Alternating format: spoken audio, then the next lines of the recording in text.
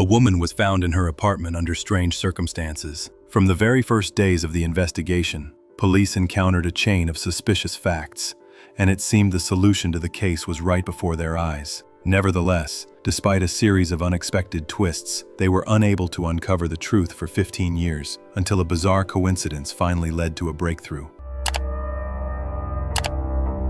Pamela Chrysler was born on March 16, 1953, in the American city of Albany, Georgia. She grew up in a large family and wanted to help people from a very young age. After finishing school, she received a medical education and began working as a mental health and addiction counselor. Later, Pamela went into private practice and opened her own office. Over the following years, she continued to help people, and many patients highly valued her contribution to their recovery. In 2002, when Pamela was 49, she decided to move to another city in the same state called Athens. She wanted to expand her business and continued her work in the new location.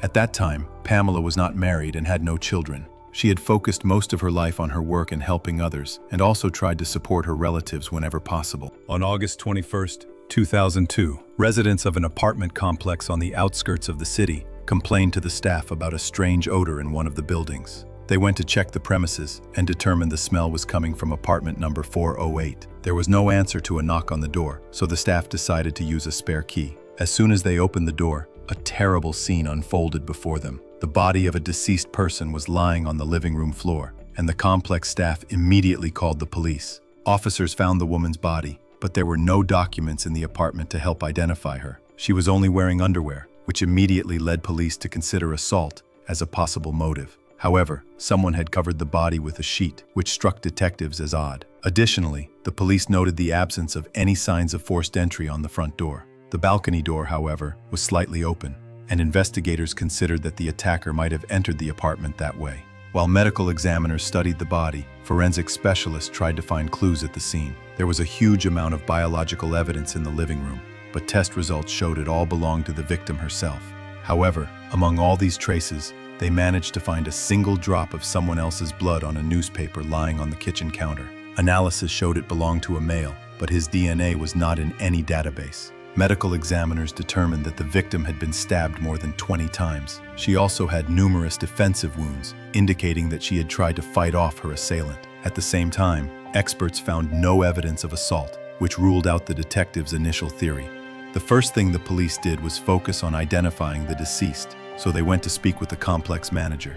To their surprise, he told them the apartment was rented by a man named Richard, and, as far as they knew, he lived alone. Investigators began searching for this man, and, a short time later, managed to contact him by phone. Richard stated that he had been in Florida for work for several weeks. He also gave the police the victim's name, Pamela Chrysler. According to him, they had met recently and had gone on a date, but no romantic relationship had developed. Nevertheless, they continued to talk as friends, and Richard had offered to let her stay in his apartment for free while he was out of state for work. He explained that it simply gave him peace of mind to have someone looking after his place. The man also added that they spoke on the phone every day, but she had suddenly stopped responding 4 days ago.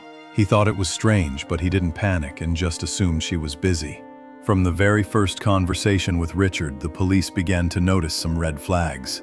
The very fact that he allowed a woman he barely knew to live in his apartment seemed quite strange. Furthermore, during the phone call, he mentioned that Pamela slept with the balcony door slightly open, which also alerted the detectives. They knew the attacker had most likely entered the apartment this way, but they hadn't told anyone, so Richard's words sounded very suspicious. Immediately after the police contacted him, the man drove home. On the way, he called the apartment complex manager and asked him to cut out a piece of the carpet where the stains were found. He explained that he wanted to take the sample to a lab himself to have it tested.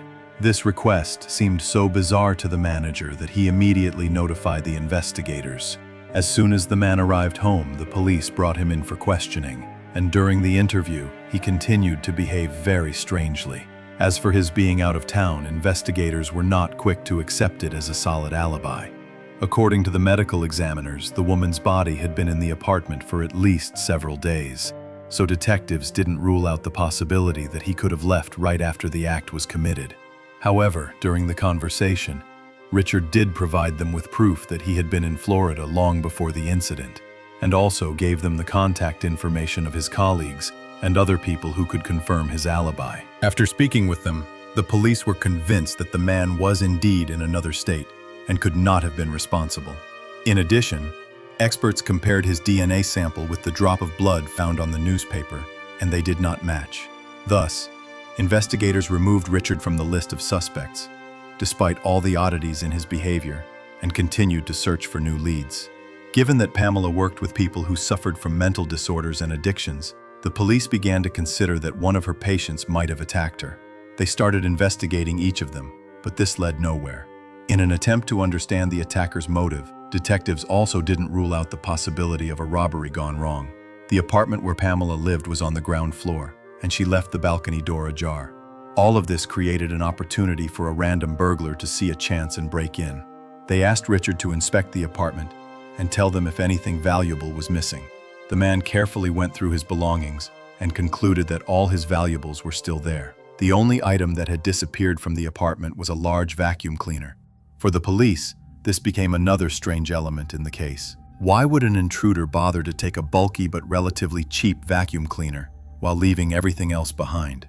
Despite this, investigators sent officers to local pawn shops, hoping the culprit might have sold it, and this theory was quickly confirmed. At one of the pawn shops, police saw Richard's vacuum cleaner. There was just one problem. There were no surveillance cameras in or around the shop. The only thing they could get was the testimony of the employee who was working that day. According to him, the vacuum was brought in by a young man, about 20 years old.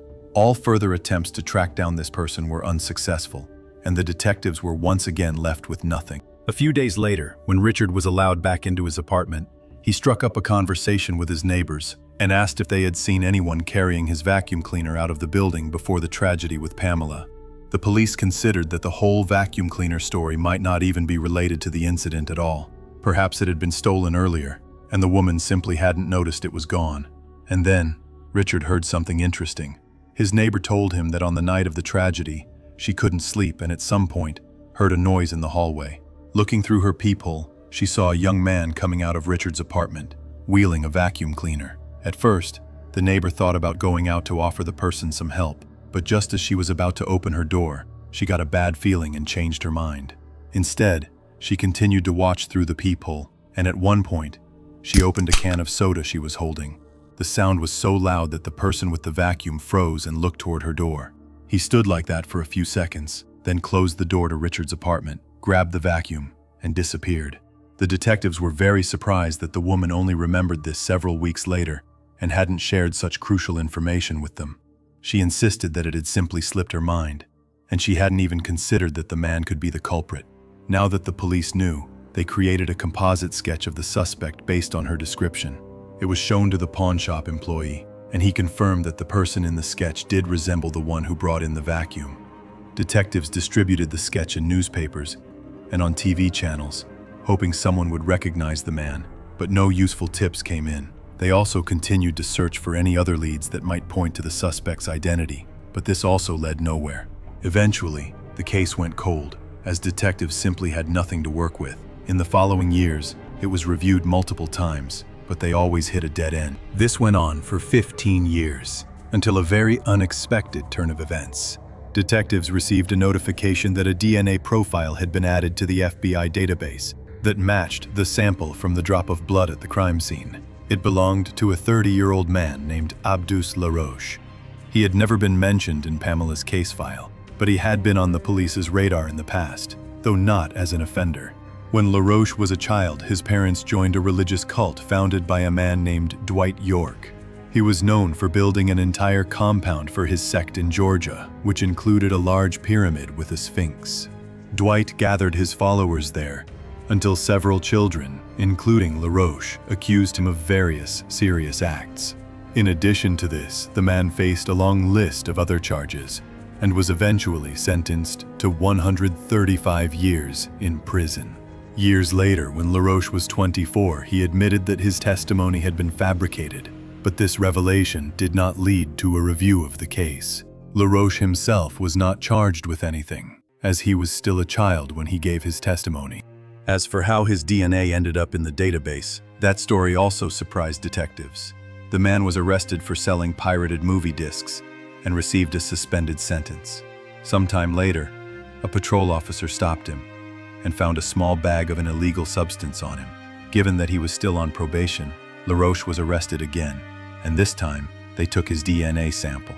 As soon as it was entered into the database, detectives saw the match in Pamela's case. With this long-awaited lead, the police began to investigate the man's past, and, to their surprise, learned that at the time of the tragedy, LaRoche lived in the same apartment complex as the victim, just in a different building. He was 16 at the time, and detectives had never spoken to him. Digging deeper, they found his high school yearbook and compared a photo of LaRoche from those years with the composite sketch made from the neighbor's testimony. They were very similar. Now that the detectives had a DNA match, they brought LaRoche in for questioning. At first, the police decided to proceed cautiously, telling him they were simply interviewing all the residents of the complex that their colleagues hadn't spoken to back in 2002. Then they asked if he had ever been inside the apartment where the victim lived, to which the man replied, no. But then they told him they had the results of a DNA test, confirming his blood was at the scene of the incident. Hearing this, LaRoche changed his story and claimed that Pamela had once paid him $40 to take out her trash. The detectives pointed out that this didn't explain the presence of his blood on the kitchen counter. The man changed his story again. Now he claimed that he had discovered the woman's body on the floor, got scared, and ran away. Soon after, he started saying that they had actually been in a relationship, despite the fact that she was 33 years older than him. The detectives knew that LaRoche was simply trying to avoid punishment, but with the DNA match, they didn't need his confession. Nevertheless, they had to let him go, as there was one more formal procedure to complete before an arrest. They obtained a warrant to collect another DNA sample from him and sent the swab to the lab for final confirmation of the match. While the police were waiting for the results, another interesting twist occurred in the case. LaRoche's brother called the FBI hotline and revealed that the man had confessed to the deed many years ago. According to him, LaRoche told him that he had broken into Pamela's apartment in the middle of the night, planning to steal something. While he was inside, the woman suddenly woke up and discovered him, causing LaRoche to attack her with a knife and do the unthinkable. So, now the detectives had not only a DNA match, but also his brother's testimony. As soon as the lab results confirmed that the blood from the scene did indeed belong to LaRoche, the man was arrested, and the prosecution began preparing for trial. The man continued to insist on his innocence, and the prosecutor concluded that securing a conviction in this case might not be so simple. Besides the fact that LaRoche was 16 at the time of the incident, only a single drop of blood linked him to the scene. The police still had no fingerprints, no weapon, and no other evidence to strengthen the case. And, in theory, a jury might find this insufficient. So, the prosecution decided to offer LaRoche a plea deal. He would plead guilty to manslaughter and the theft of the vacuum cleaner, and they would drop the possibility of a life sentence or the ultimate penalty. The man agreed almost instantly and signed the confession, after which he was sentenced to 20 years in prison. He will be eligible for release in 2038, at the age of 52.